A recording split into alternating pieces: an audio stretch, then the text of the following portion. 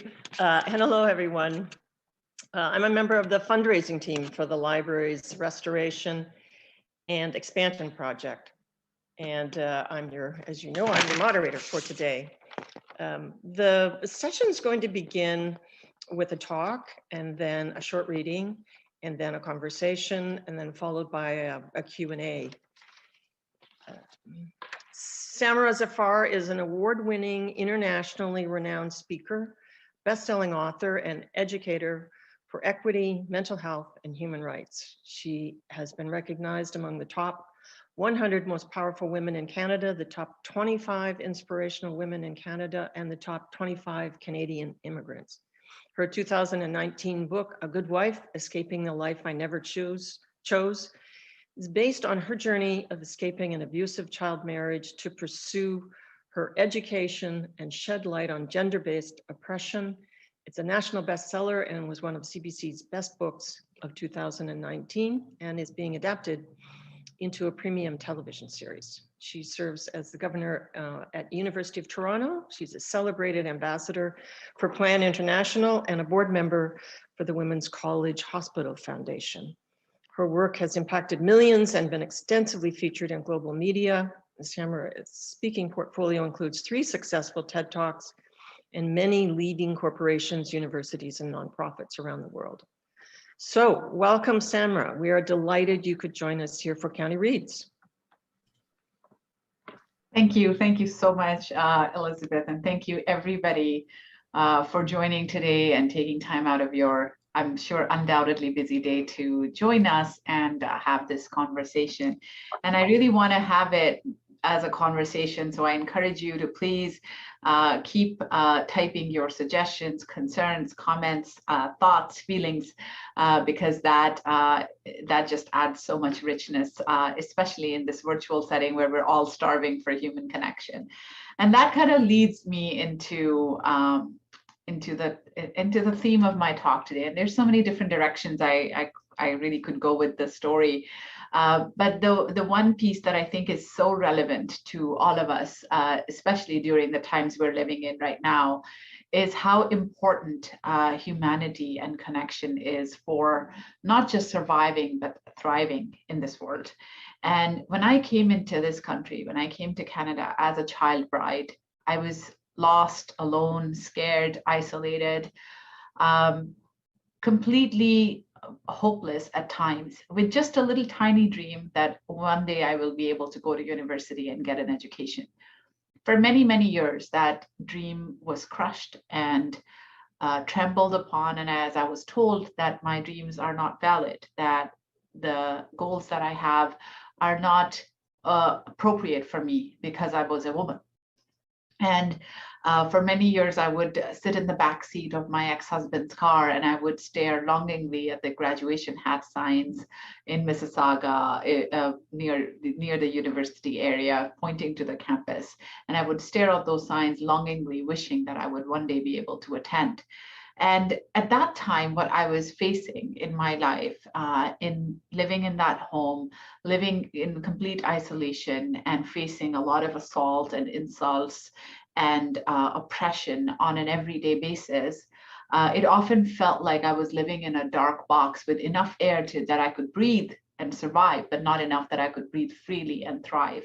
It was as if I was living in a state of constant suffocation, feeling like I'm always walking on eggshells, wishing every day that today would be a dull day because that would be a good day. And no matter how hard I tried to climb on that pedestal of being a good wife and a good daughter-in-law and a good mother, I always somehow fell short. I always was not quite there. I made mistakes, or I didn't say the right thing, or didn't say it the right way, or I didn't wake up early enough in the morning to serve my husband and his family, or I didn't keep the baby quiet at night, or something or the other. I was always falling short, or that's what I was being told, and I always suffered the consequences. Initially, those consequences were verbal and emotional, and the bruises were on my soul. But eventually they turned physical and the bruises became visible on my body. And even then, because I had been subjected to it for so many years, and I was told every day that this is happening to me because I deserved it, because I asked for it, because I provoked it, that I believed it was truly my fault. I believed that there was something inherently wrong with me and inadequate about me, that's why I was suffering the way I was. And then I was told also that what is happening to me is completely normal. In fact, I should be grateful that I got to the real purpose of being a woman sooner rather than later, and didn't have to go through the education crap. That I should be grateful that at least he's not breaking my bones, or he's not cheating on me. And, what I have is so much better than a lot of women have. And this is what I was told by the women in my life, by my mother-in-law and by my own mom, often at times. So I've always felt like, there's something off. Like even during those times, there was a tiny voice in my head that was like, this doesn't feel right. And this doesn't feel okay. And maybe there is a way forward. And I was always trying to find little ways that I could to advance my education. So when I was not allowed to go to a regular high school, I ordered all my high school courses through distance learning. It took me 5 or 6 years to finish the 6 high school credits that I needed. Then I applied to university and I got in, but I was told that there was no useless money to waste on my silly little hobbies. And then I worked as a babysitter to save money secretly. While most of my money would be taken away from me, I would still stash away a little bit at the side every month, and eventually started university. After 10 years of marriage, almost 10 years of marriage and 2 children, is when I was first sitting in my very first campus, a lecture hall, on the University of Toronto, Mississauga campus. I arrived there about 15, 20 minutes earlier, and big goofy smile, tears streaming down my face, and just in disbelief that, oh my God, I'm actually in school. And that is where my world started shifting. I was being treated with kindness and respect and admiration for the very things that I was always ridiculed for, which were my ambitions, my goals, my intelligence, and my individuality. I was being respected for who I was. I was being championed for who I was. My professors were encouraging me and celebrating my grades. My people wanted to be my friend and hang out with me and go and inviting me to study groups and coffee shops and whatnot. And I was like, and then I would go home and I would be treated with humiliation and assault and insult. And I was like, well, what is going on? Like, who am I? Am I this rock star that everybody seems to think I am? Or am I just this creature who is not worthy of love or respect? And one day, as I was walking on campus, I came across a sign which had a bunch of questions on it. Do you feel like you have no voice? Do you feel intimidated? Do you feel like you're living in fear and walking on eggshells? Come in, we're here to talk. And that was as if that sign was speaking to me. And that was for the Health and Counseling Center on campus. And that is where I started to learn, when I started attending counseling, that what was happening to me was not okay, and it was not normal, and it was not my fault, and I did deserve better. And that kickstarted a whole journey of learning about my rights in this country as a woman, as a human being, as a Canadian, learning about what I deserve, learning about the options that I had. And that knowledge is ultimately what gave me power. And the final push for me was realizing that my 2 daughters are growing up in this environment and normalizing this behavior. And I didn't want the cycle to continue with them. I had seen that cycle continue with me and with my mother and probably generations before her, because every woman was treated the same way. My father was an abuser to my mom. I grew up watching that. My husband was an abuser to me, and I grew up taking that. And I didn't want that to happen with my daughters. So I knew I had to leave. There was no way I could stay and change the situation. And it felt very scary. It felt like, I don't know if I'm going to be able to make it. I don't know what's going to happen.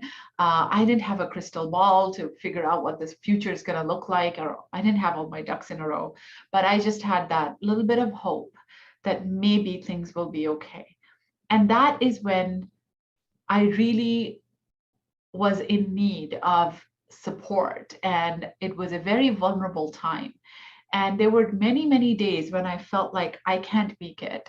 There's no way that I will be able to make, like everybody around me, even including my family, would call me from Pakistan and tell me that what I'm doing is so wrong and I should be ashamed of myself and I will never be able to make it, et cetera, et cetera. But in those dark moments, somebody or the other, maybe a professor would say some kind words to me, or a friend would show up at my door with ice cream and just to offer support, or somebody would just be a random act of kindness, like from a stranger, would lift up my day, or somebody would say something that I needed to hear.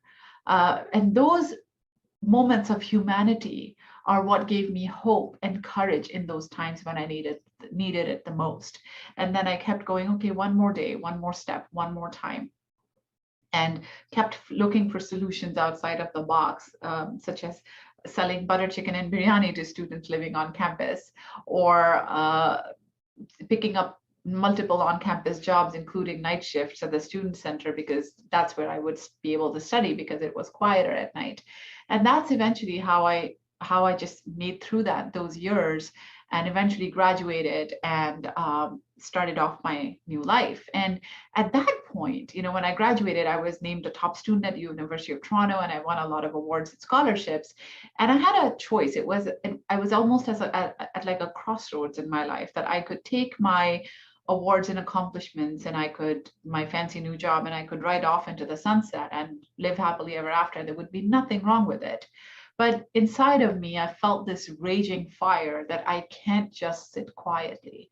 I need to speak up. This isn't just my story. This is the story of millions and millions of women and girls around the world, including here in our country, who continue to suffer in silence because no one wants to speak up, because it's too shameful, because it's too traumatic, because it's too taboo, because of so many reasons, because of all these barriers and stigmas that we face. And I knew that I couldn't just stay quiet. It burned in me. It was like this insatiable hunger that I need to do more. And that's when I started sharing my story. It was about 8 years ago. And and that's when my entire world opened up, because the first time my story got published was actually on my convocation day. And I went and got my degree in the morning, which was already an emotional day for me. And I came home and I logged into social media, and my social media was flooded with messages from people all over the world, thanking me, congratulating me for breaking the silence, and telling me that this is my story, this is my mom's story, this is my aunt's story, this is my sister's story, or even men reaching out and telling me how they had gone through adversity and they didn't know how to go on, and now my story gave them hope. People with completely different human experiences, but they resonated with the resilience of the human spirit that they saw in my story. And I knew that was the day when I saw all those messages. I believe in this quote by Mark Twain, that the two most important days of your life, the day you were born and the day you find out why you were born. And that is the day when I found my why. And I knew that I have to keep going. So here we are today, 8 years later, with a book and a second one hopefully on the way soon.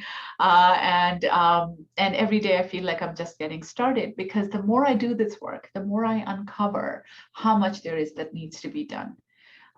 There are over 12 million girls who are pushed into child marriages every year, including here in Canada. And so many people are not aware that child marriage continues to be legal in Canada. McGill recently came out with a study that almost 4,000 marriage licenses were issued to children in Canada in the past 15 years, and over 90% of these cases were underage girls to older men. One of the most extreme and heartbreaking cases that I saw was a 16-year-old girl married to a 51-year-old man in New Brunswick. And these are across all provinces, across all cultures and races and religions and faiths and demographics. And these are girls who are under 18, who cannot vote, who cannot buy alcohol, who cannot buy property, who cannot get a credit card, but they can be forced to enter the most important legal contract of their life, which is marriage, all with the signature of a parent or a legal guardian. And this is happening under our noses. And this 4,000 number is just the marriage licenses issued here in Canada. So this number does not include the thousands of girls that are brought into the country as child brides, like I was. So I wouldn't be part of that 4,000.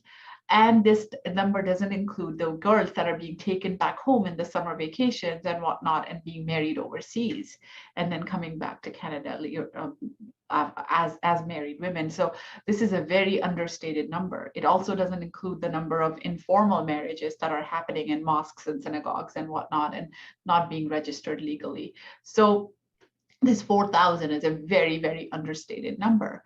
And it is just in Canada and overseas, everywhere around the world, the problem is just so much more magnified.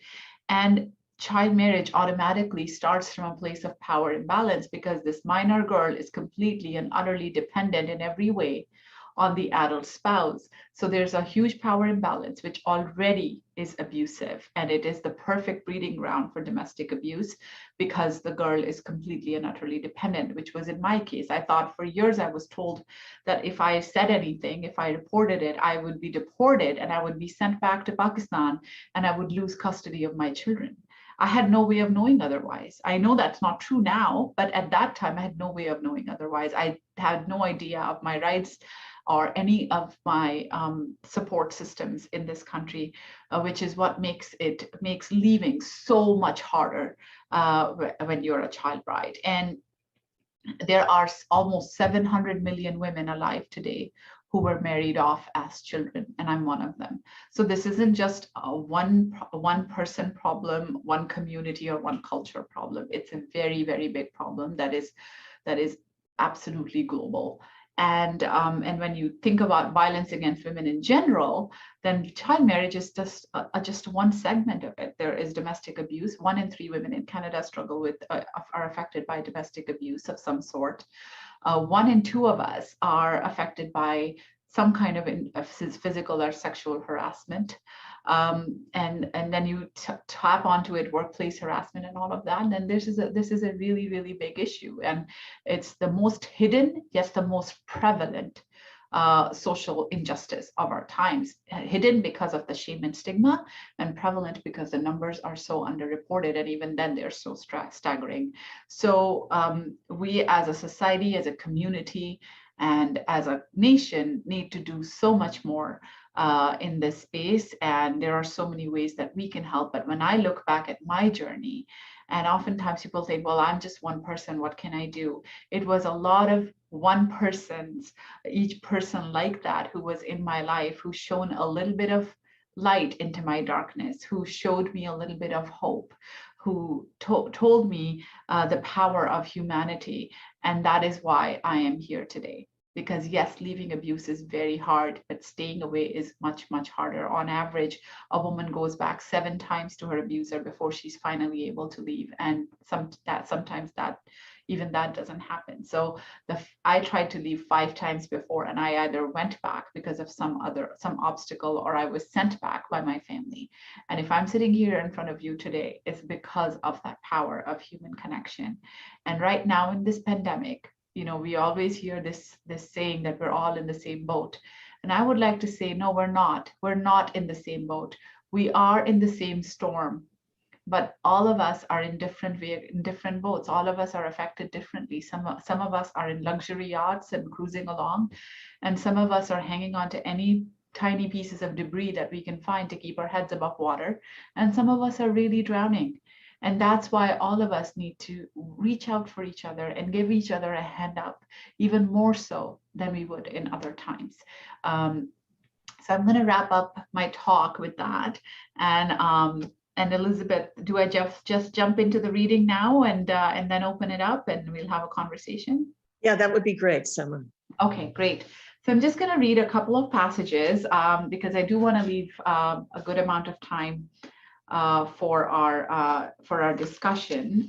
And this particular passage is actually one of my favorites because it really is an example of that human connection that I'm talking about. And just to give you context, this was a time when I was not allowed to go anywhere outside of the house, except to the Ontario Lear Center in the neighborhood, where I would take my daughter a couple times a week for drop-in classes. It was another short delay in my return home from the drop-in center. A quick stop at Tim Hortons to get a donut with sprinkles for Aisha. I stood at the counter after ordering and dug into my coat pocket to retrieve the toonie that I was sure was there, but I couldn't find it. I stepped back from the counter, searching all of my other pockets and turning my attention to the diaper bag. My embarrassment was ratcheting into panic. Even as I anxiously worked my way through the bag, I knew my search was fruitless. I never had any money on me.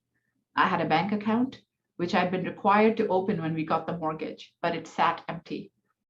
The only deposit had been $1,000 that my father wired to me for my birthday the spring that Aisha turned 1. I'd managed to buy myself only a few toiletries with that money before Ahmed transferred everything into his account. And Ahmed gave me no spending money of my own. If we were out shopping and I needed to buy something for Aisha or for the house, he might hand me a few dollars. "Why do you need money?" he once said. "It's not like you go anywhere without me."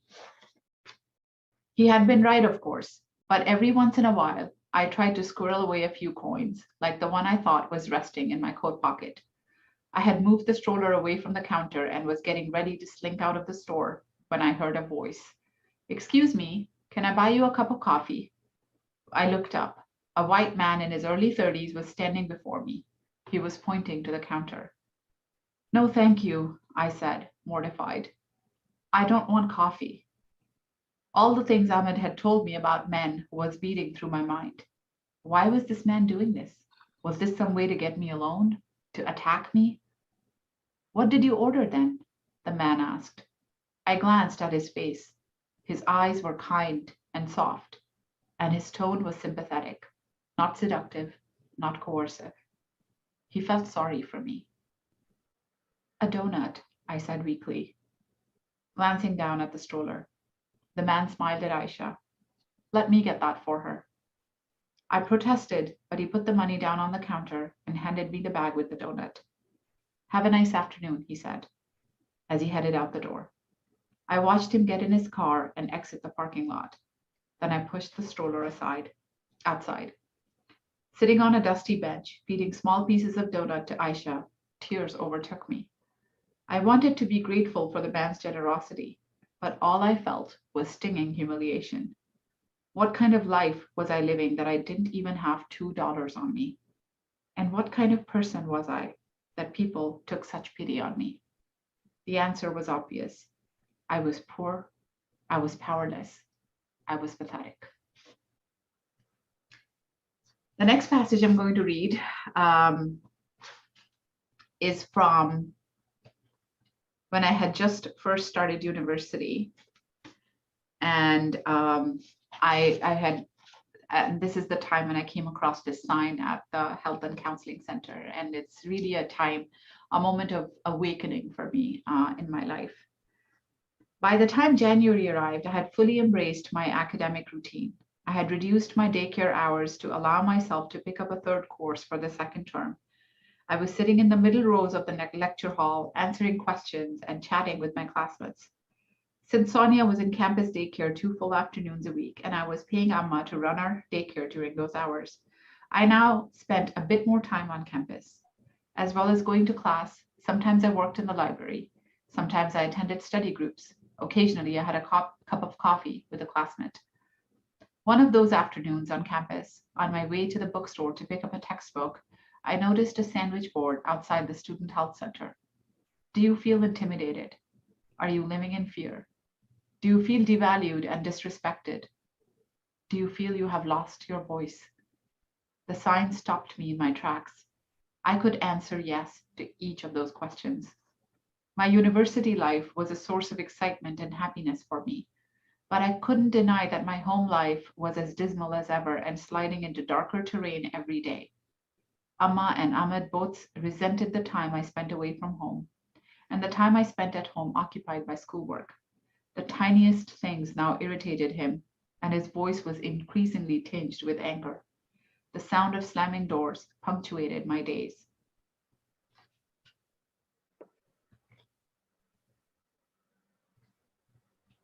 I needed to talk with someone, and I wanted that someone to be as impartial as possible, someone outside my family and outside my culture.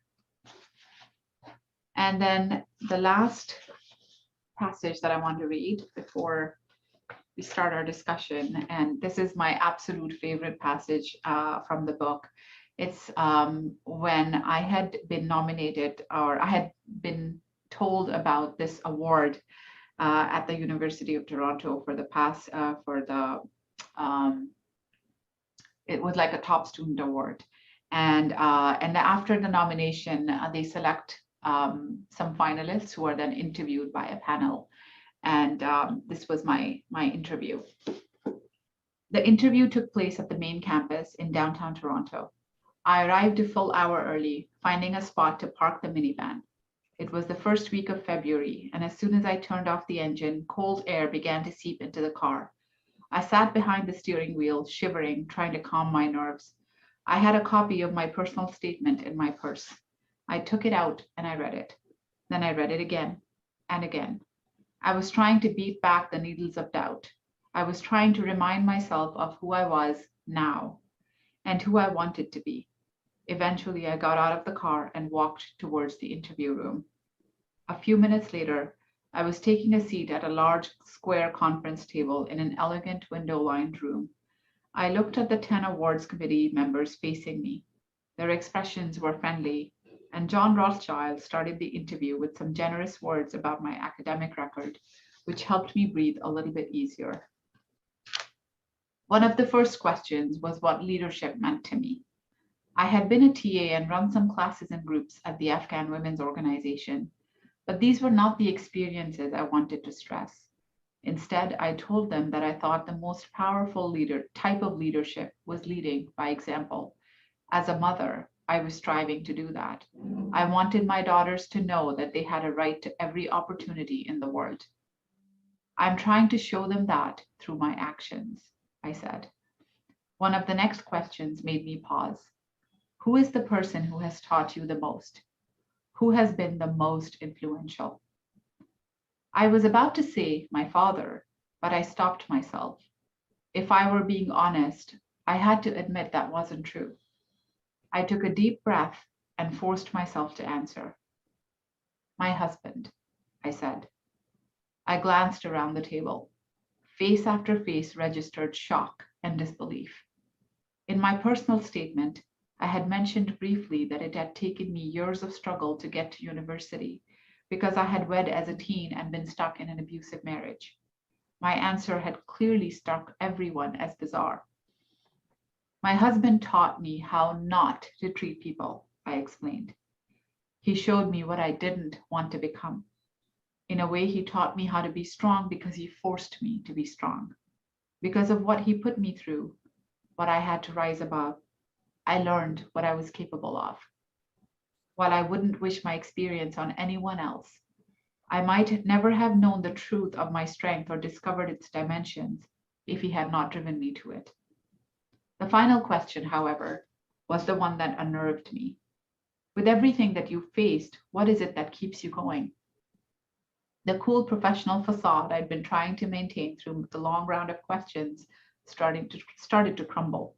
I could feel my throat constrict. When I started to speak, my voice was wobbly. Every day I feel I should give up, I admitted. But every day I make myself get up and keep going. I need to respect myself and my dreams, to live with dignity and freedom. But it's more than that. I keep going because of my daughters. I want things to be easier for them. I want them to be able to pursue their goals and their dreams. Everyone should have the right to do that. With that, I thank the judges for their time and for the opportunity they had given me. All right. Thanks very much, Samra. Some of the figures you mentioned are disturbing and made me wonder about if there's any laws in any country that prohibit child marriage. That's a great question. And there are some countries, but I believe in most countries, and certainly even if you look down south of the border, I think there are 47 states where child marriage still is legal. There are only 3 states. I know of New Jersey and Delaware being 2. The third one, I'm not sure. I think it was recent that they outlawed it. But in a lot of states, it's the cutoff is, so 18 is without consent, but it's under 18. So there's a lot of states where the cutoff is 16. So 16 with parental consent, which is the same in Canada. And there are some which is actually 12 with parental consent. So a 12-year-old girl, if a parent signs off, can be forced into marriage.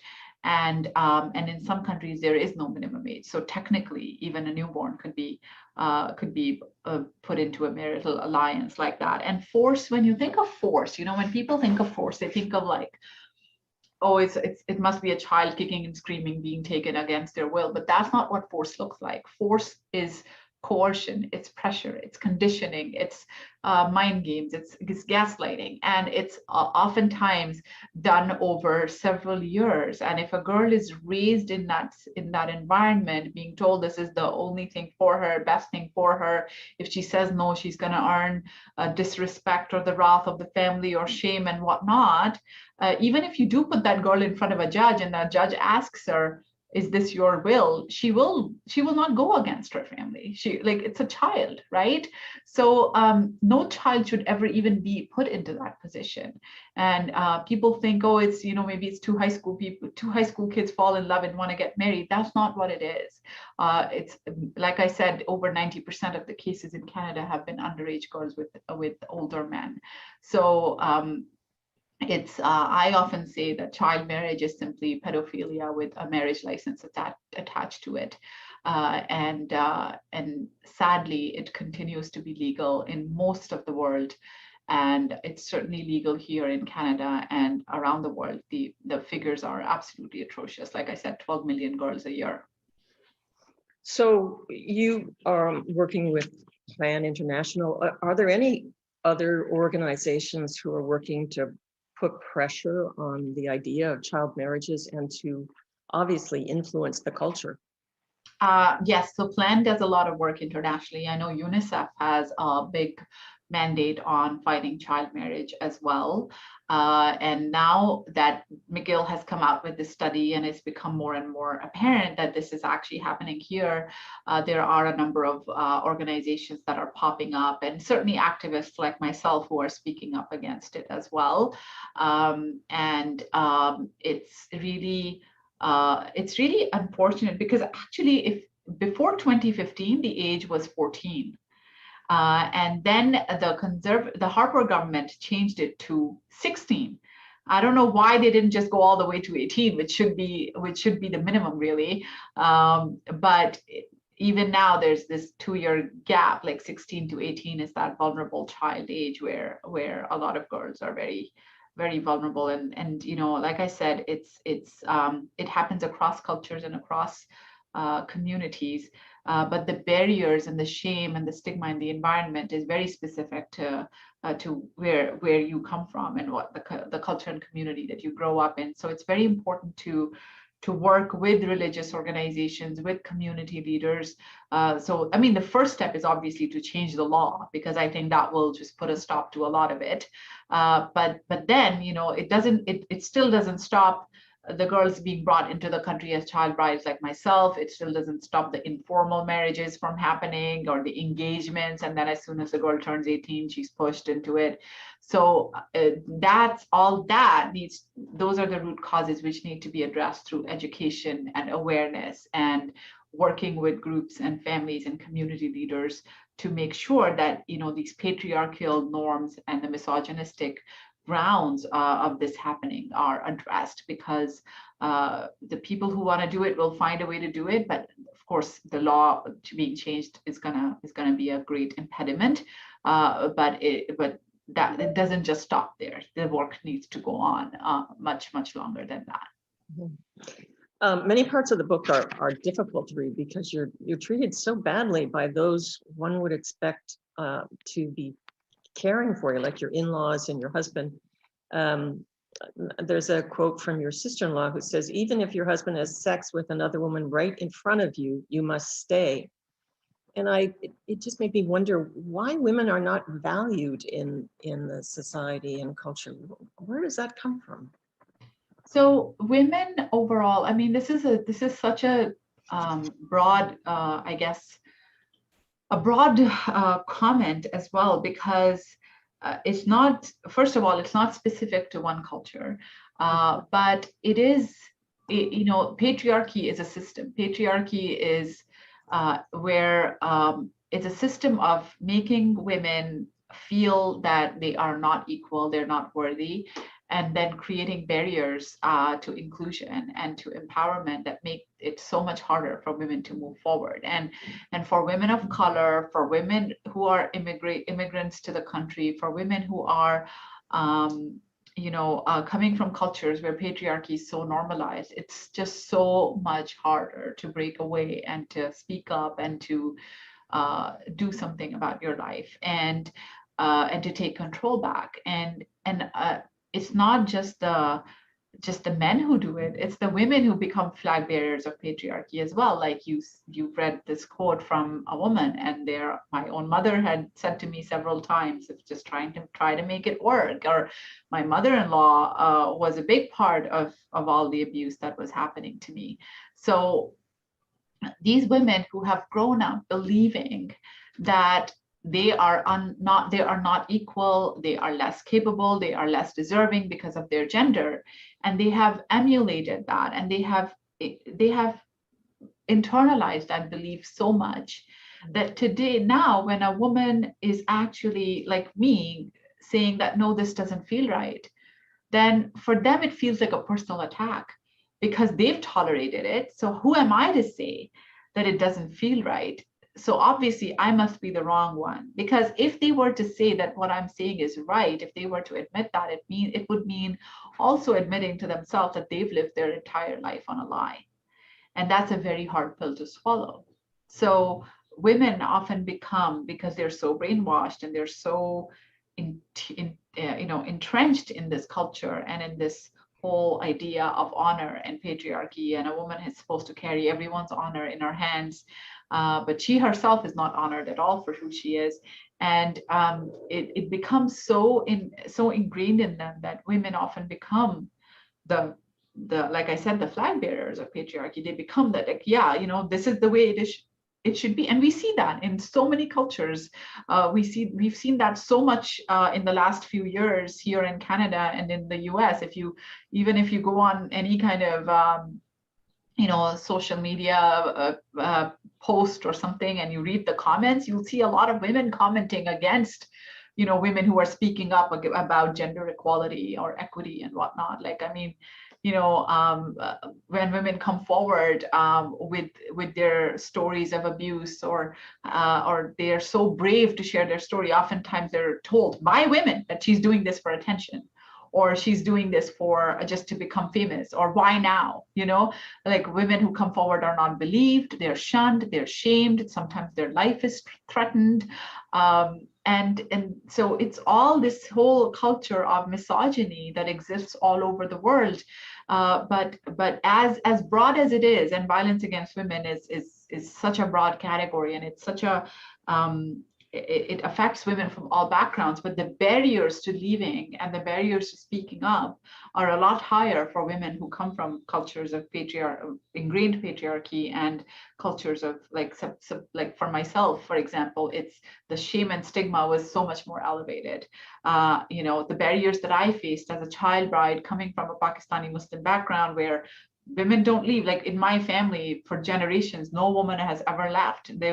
Divorce was not a thing. So for me to do that was just so taboo.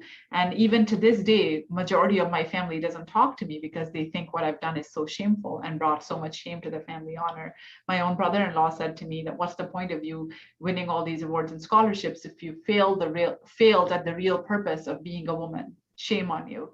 So this is the kind of the shame I have to live with is much higher. Luckily, I'm in a country like Canada where even if one sector of the community shuns me, or like, you know, the culture where I came from, they don't talk to me, even people here don't. But there are so many other people who are willing to embrace me with their open arms, because we connect on mutual values. But for women who live in countries where that's not a possibility, like I can't even imagine if I actually was living in Pakistan and if I'd walked away from my marriage there, I don't even think it would be doable, or even if I did, I would be living my entire life with almost like a shame label, you know, and that's what makes it so hard, because we all as human beings want to be accepted for who we are. We all want belonging, and when women are faced with this idea that if I leave my abuser or this family, or I go against the norms, I will be shunned and I will be ostracized and marginalized and shamed and rejected from everybody who knows me and everybody that I know. It's a very scary concept, because none of us want to be alone and rejected. So it is it's a whole system that just propagates this in so many levels. There was a quote from your mother-in-law in the book, and the quote was, "It's permissible for a man to hit his wife. It's written in the Quran." Mm-hmm. True. Well, you know, like any religious book, a lot of these religious books are very much open to interpretation. And so many people will take verses or from the Quran, from the Bible, from the, you know, from any other book, and they would take it out of context and they would misconstrue it that way. Like, I'm no expert on religion, and certainly not on Islam or any other religion. So I don't know what other interpretations there are out there. But what I know is that it's not about one particular religion that causes abuse. Otherwise, we'll just see one community and one culture being affected by abuse against women. But whereas violence against women affects women from all walks of life. You go to any shelter in Canada and you'll see women from everywhere, and you'll see long wait lists. There are 3,000 women and children every night that are turned away from shelters because shelters are too full. And this is in Canada, in all communities. And this is actually an underreported statistic too, because right now during the pandemic, the domestic violence incidents have more than gone up more than 4 times. Because victims are isolated with their abusers during times of crisis, which increases abuse. So when it comes to religion, it's really about, so the abuse is not caused by religion, but religion is often used as a way to justify abuse. So the abuse is already happening. Abuse is caused by patriarchy, misogyny, cultural norms, you know, upbringing. Like in my husband's case, it was also unhealed trauma. So he was neglected as a child. So he had such low self-esteem that he thought the only way he felt good about himself was controlling another person, which was me. So these are the breeding grounds for abuse. But to justify it, they often use religion or they use culture. And this, you can see that in every religion. Like I was in Saskatchewan a few years ago where I heard from women that if I leave my abuser, my church will abandon me. Like, you know, I'm a Christian woman, I'm supposed to stay and tolerate. I've heard this from with Muslim women. I've heard it from Indigenous women. I've heard it from, you know, Hindu women. Like it's really like religion is used as a tool to justify it. It doesn't cause the abuse. So in my case, it was Islam, but in other cases, it's you know, whatever you may choose, you can morph it in any way and make it seem like, yeah, it's permissible, because that's what you want. That's what these people want to believe, to justify what they're doing is right. You make a statement, and it's very near the end of the book, and I'm quoting here, and you say, "There is no honor in silence. My honor lies in my freedom to be me." So would you just comment on that? Yeah, it's something that I hold very, very close to my heart, because I grew up in a culture where honor was tied to everything except for who I was.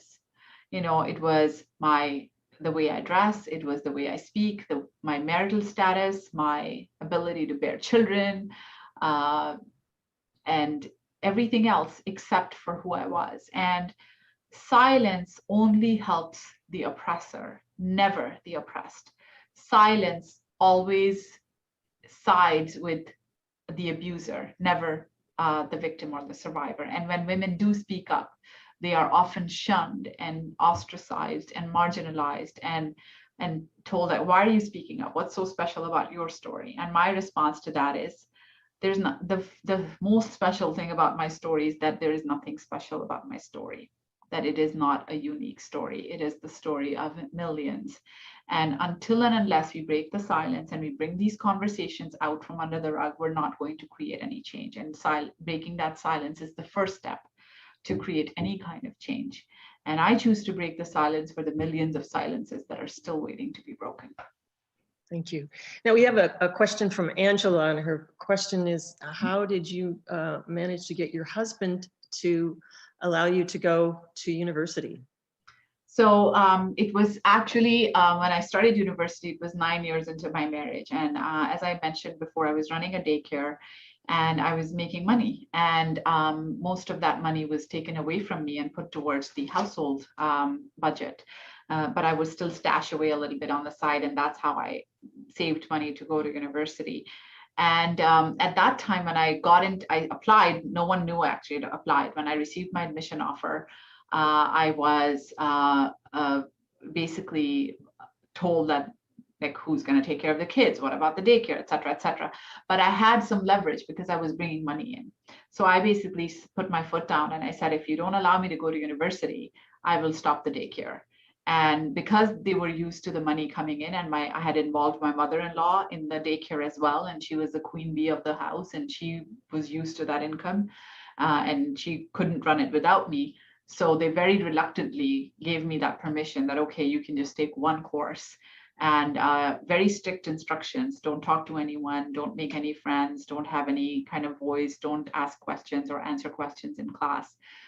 So I would try to be very invisible in those early days, but that's basically how I just, by that time, I had learned how to use the situation and just try to get what I wanted. So like little wins were important for me. So even just that one course was the start of my university. It was like, I just need to start. I just need to take one course. I just need to get on that path. Similarly, in order to get my driver's license, I got my mother-in-law. I said to her, like, why don't we learn how to drive together? I'll pay for your lessons as well. And that's how I learned how to drive. And when I got my license, I stopped paying for her lessons. And then similarly, like for my car, I said to her, you know, well, if we have a car, we could go shopping and we wouldn't be dependent on the guys in the family. And then she agreed, and that's how I got my car. And similarly with the cell phone, I was like, if I have a cell phone, then when the parents of the daycare kids call, we don't have to keep the home phone line free. And she loves gossiping with her friends. So that way, that's how I got my cell phone. But I figured out like ways to use what I had at my disposal to have those little wins. And it was like those tiny little steps that, you know, got me a little bit closer to eventually being able to leave. Well, we only have about 5 minutes left before we say goodbye. And I'm just wondering, based on your experience of talking with women, girls, and girls all over the world, is there a reason for any optimism that cultural rules will change and child marriages will see the demise of child marriages? Well, the numbers are declining, even though they're still very staggering. They are declining. However, during times of crisis, those numbers spike up. So we're seeing the numbers spike up during the pandemic. I was visiting Zimbabwe a couple years ago as part of a delegation from Plan Canada to Plan Zimbabwe, and I saw a lot of the areas that were affected by hurricanes and natural disasters there. There was a spike in the numbers in child marriage because, you know, girls are a burden, so we need to get rid of them quicker because we're living in poverty. So progress is never linear. So you will always feel there will be times when you're taking a step back and then moving a few steps forward. But generally, like we are seeing a bit of a downward trend, and I hope that continues. And I think the more focus there is on girls' education and awareness, and the more focus there, and I think through social media, you know, when people are talking about it more, people are learning about it more, and there's just more dialogue. And I think now that women are starting to speak up, it's also removing the shame and stigma, because when you speak up, you put the shame where it belongs, which is with the abusers and the perpetrators. So I think that is also a great factor. But I think the first thing that really needs to happen is that laws need to change, because if a country is permitting it, that's a big excuse for it to go on, because oh, it's allowed in a country like Canada. Canada is like one of the feminist leaders of the world, right? So it should be okay, right? So I think we as a country need to stand against it, and I think all countries really need to stand against it, because if it, people often look to the law to see what's right or wrong, and if the law says it's okay, then why would people change? So I mean, mindset change takes generations, but it starts with change in legal rights and the laws. And I think the laws need to reflect the kind of society that we want to create and we want to be able to live in and we want to raise our children in. Well, thank you, Samra, for a compelling and brutally honest book about your long journey and escape from an abusive child marriage to a human rights activist, and for your talk as well tonight. And the one thing I didn't ask you about is the organization called Brave Beginnings, but we have only 1 minute left before we have to go. I can quickly tell you, it's a mentorship program for survivors. So think of it like a Big Brothers Big Sisters kind of a network, but for abuse survivors. And if you want to find out more about how it works, or learn how to get involved, or donate, because we are a startup and every little bit helps, the website is bravebeginnings.ca. So Okay. BRAVE beginnings.ca. Okay. And my website is samrazafar.com, and you can certainly find out more about my work there. Great. It's been an honor. Your courage is a model for all of us to speak up when we see this kind of injustice. And now we have to say goodbye. So thank you very much. And thank you to everyone who joined tonight. Thank you, everyone. Thank you for joining. And thank you, Elizabeth, for moderating. You've been wonderful. Bye-bye, everybody.